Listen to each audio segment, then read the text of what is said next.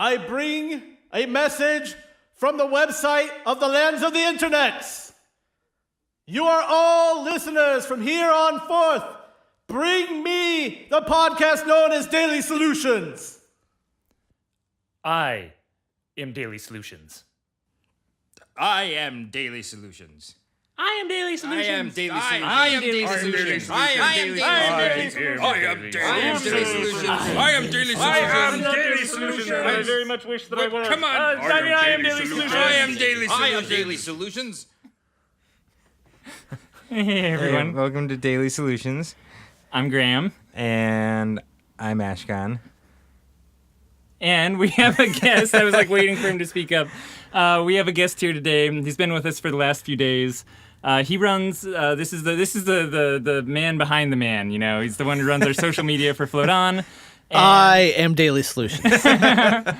This is Derek Wyatt over here. So we've had kind of a handful of social media questions coming in over time, and we kind of bundled them all together to do a little social media week here. I would recommend you listen to the previous episodes, probably in order leading up to this. Starting from episode 1 of this podcast, just kind of going through the present. Yeah, so we'll see you in like 2 weeks by the time you can listen to all those. Don't forget episode 00. But yeah, you know, they do build on each other a little bit. You could listen to just this one first if you really wanted to, but it's not our advice. And, you know, you're here to listen to our advice, so you should listen to that too. And today's question for you is, what the hell is a Facebook pixel? That's it. That's the entirety of the question. Yeah, I have that question sometimes too. So, a Facebook pixel is one of those things that make you Big Brother. So, what it does... that makes you uncomfortable.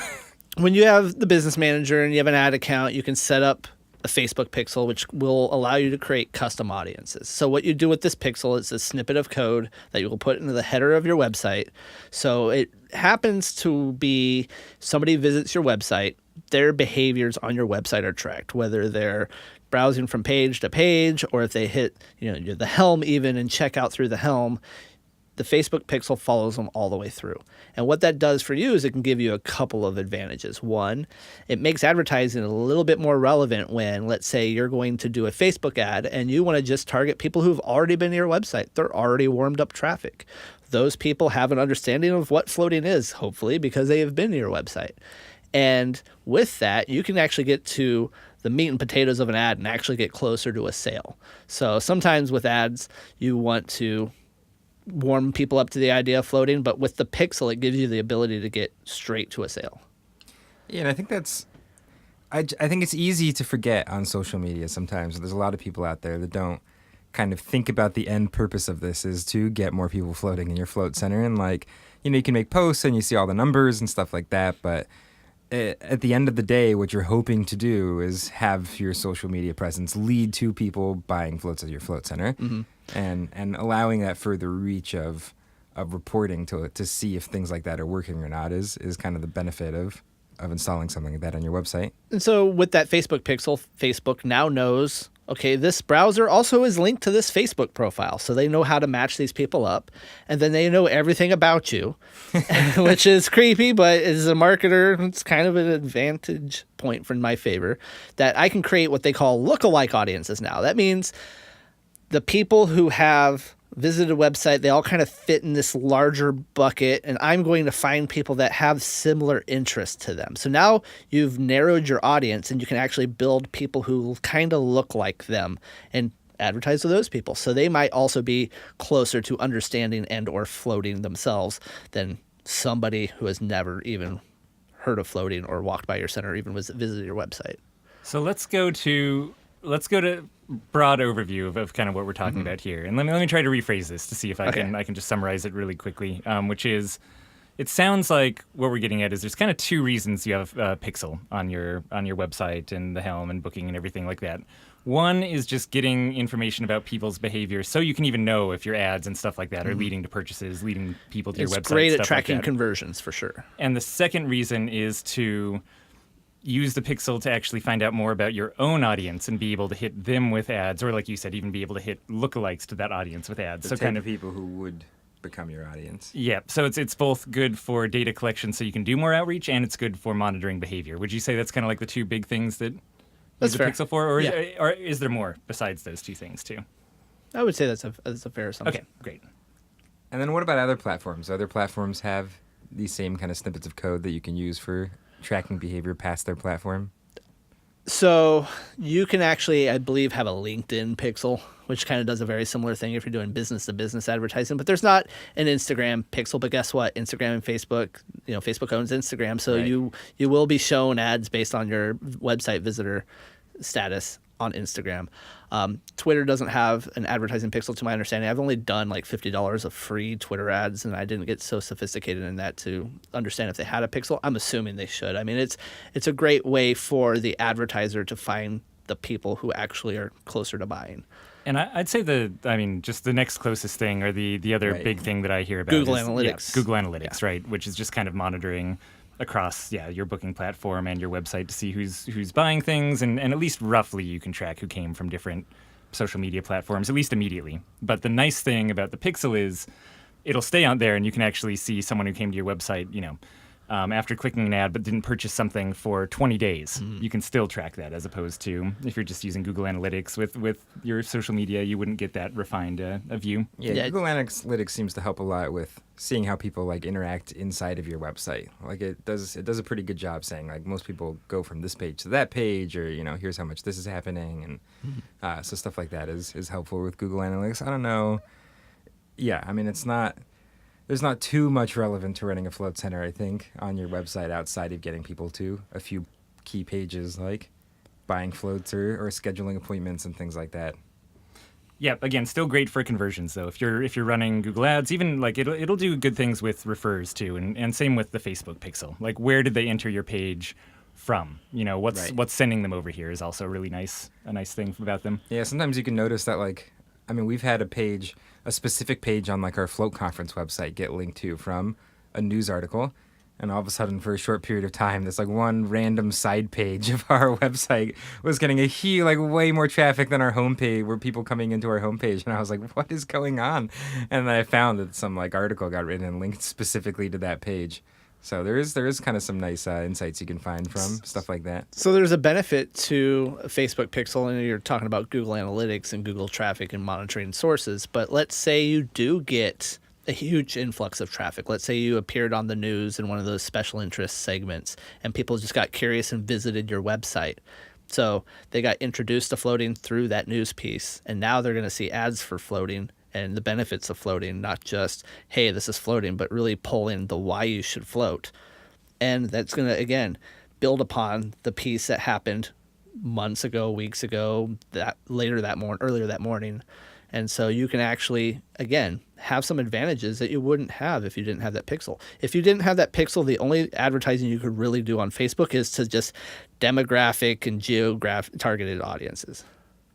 And so, let's talk a little bit about retargeting specifically, like using your kind of list from the website, or speak a little bit about so I'll just let you summarize. Retargeting, So go. we've basically been talking a little bit about retargeting. There's some other elements to retargeting you can do. So let's say your email list. Everybody should be growing an email list. Even though this is social media week, email is kind of a cousin to social media. You should be building an email list, and you can upload that email list to Facebook and create a custom audience, and also create lookalike audiences. And Facebook will then take those emails, pair it to people who have already registered and created Facebook accounts with those emails, and now you have an audience that you can retarget to. And so with retargeting, basically, if they are in your ecosystem of fandom, you can then take that, and a message will then be displayed in front of them.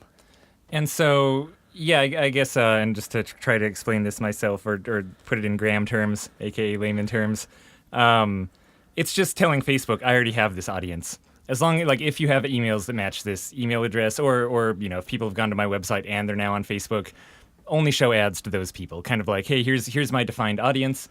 Target these people. That's kind of what retargeting is. Mm-hmm.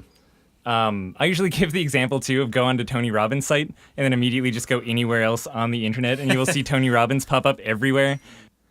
Or, if you've ever gone to like a mattress site or you're just shopping for anything online, and then you just see that thing pop up in your Facebook ads on the side or on your Google ads when you do a search from then on out, like that's what, and correct me if I'm wrong, but what's happening right there is someone else is retargeting you. They're saying, hey, you visited the site, you're looking at a mattress, or you're looking at Tony Robbins or whatever. We're going to show you more of that wherever else you go.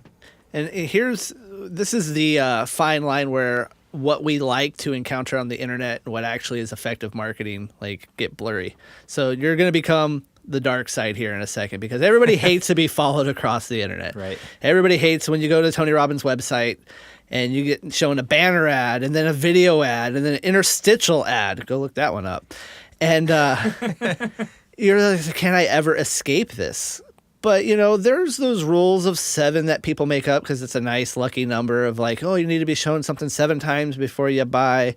I think if those ads can vary and those ads could actually build upon, the website and actually be of quality, those ads aren't such a bad thing.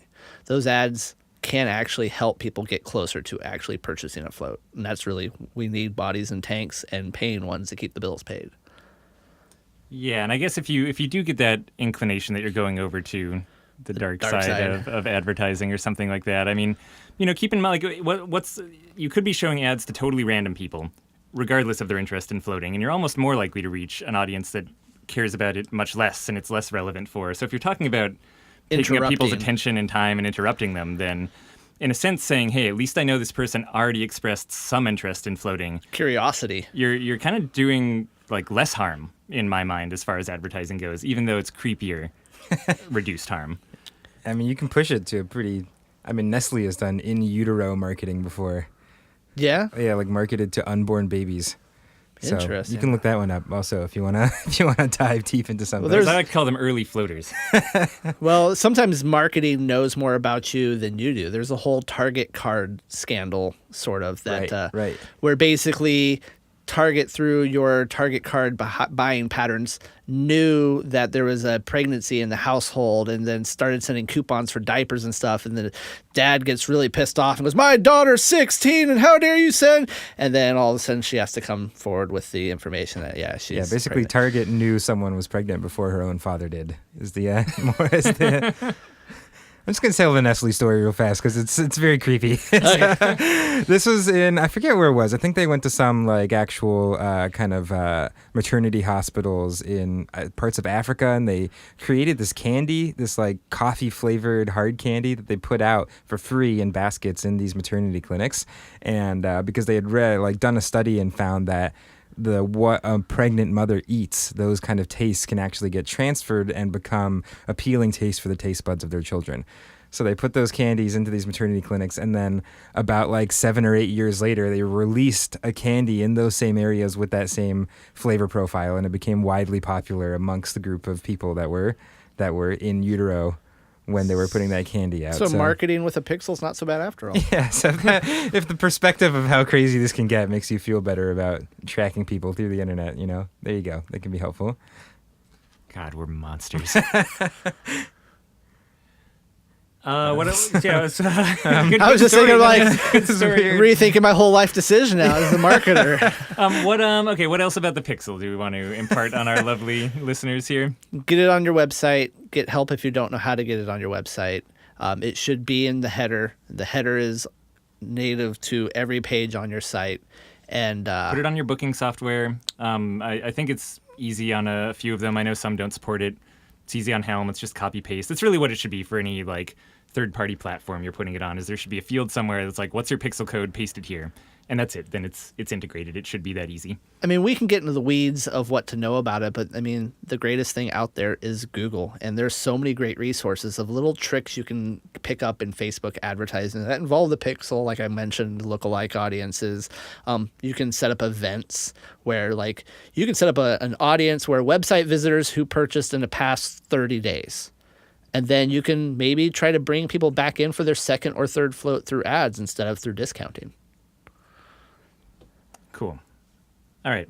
I feel good. I feel good too. I feel great. I feel wonderful. I probably feel better than you do. let's just leave it at that. All right. I feel very slimy. All right, if you guys have some more questions for us, you can send them over to floattanksolutions.com/podcast. And we will be here tomorrow again with Mr. Derek W.W. and answering more social media questions. Or D-double-dub, as we've taken to calling him in the studio. The double-dub. D-dub. All right. Thanks, everyone. That's it. Bye. See ya. Bye. Bye. Goodbye. See ya. See you later. Okay.